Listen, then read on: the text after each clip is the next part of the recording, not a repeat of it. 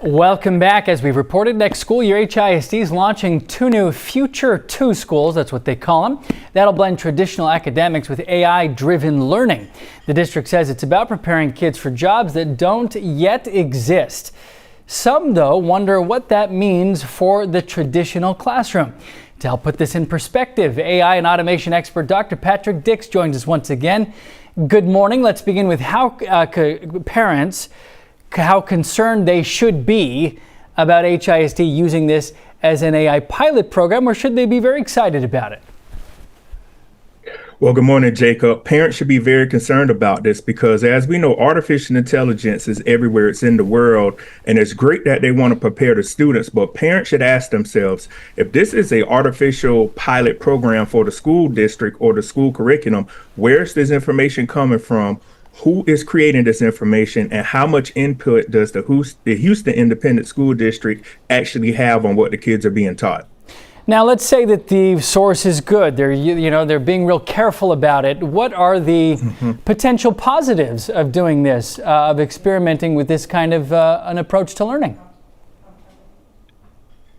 Well, the positives with this is the curriculum can change on the fly. There is so much going on in the world right now. There are going to be jobs created, as I've stated before, that we don't even know what they're going to comprise of. The great thing is the curriculum can change on the fly, and it can keep the students prepared for what's going on. But the cons are the access to the students. You know, we're talking about a pilot program. How will it influence these K through 8 students? Will it influence how they think? Will it influence how they access information? Will it influence how they interact with other people? Those are the main pros and cons of how I would perceive that program if I were a parent.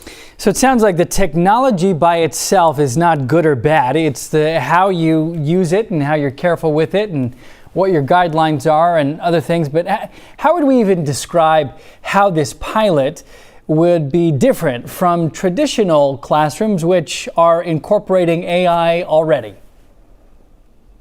Well, one of the main things is in a traditional classroom, if there is information out there, a teacher would have to create a lesson plan. With artificial intelligence teaching these students, say something happened yesterday. Today, the curriculum could be updated to help the students understand how to learn that, how to regurgitate that information, how it applies in the real world. The traditional model, as I just stated, they would have to create a lesson plan. They would have to go research the information. It takes time to go do that versus when you have artificial intelligence that can actually do this and do it on the fly and save money while doing it. But we have to understand, is the information that is being used by this program correct? Artificial intelligence is not perfect. It makes mistakes. Who is going to be the fact checker there to say, is the information these students regurgitating or using, is it correct? Or is the information that the school district is getting, is it correct? Who is going to be the person that actually verifies that? Right. I'm trying to admit, I know that teachers right now are making use of AI in the way that they do their job to make themselves more efficient. Not all teachers. I still wonder, and it's not really clear to me, the big difference between what they're doing and what this new pilot will do. Maybe we don't know everything about the pilot yet. Well, I'm going to say one thing. It comes down to business and it comes down to money. We know across the United States, teachers are quitting and teachers aren't paid enough money. So if you can use this AI program, pilot program, to be a filler or to eventually say, hey, I don't need to hire those many teachers, or I have teachers leaving at a certain time or period after this date, I can use this as a fill-in to make sure I have teachers.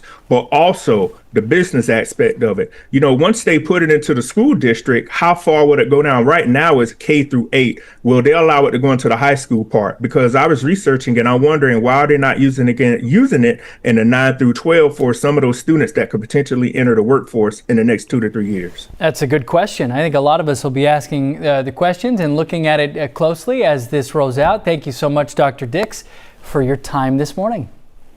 Thank you.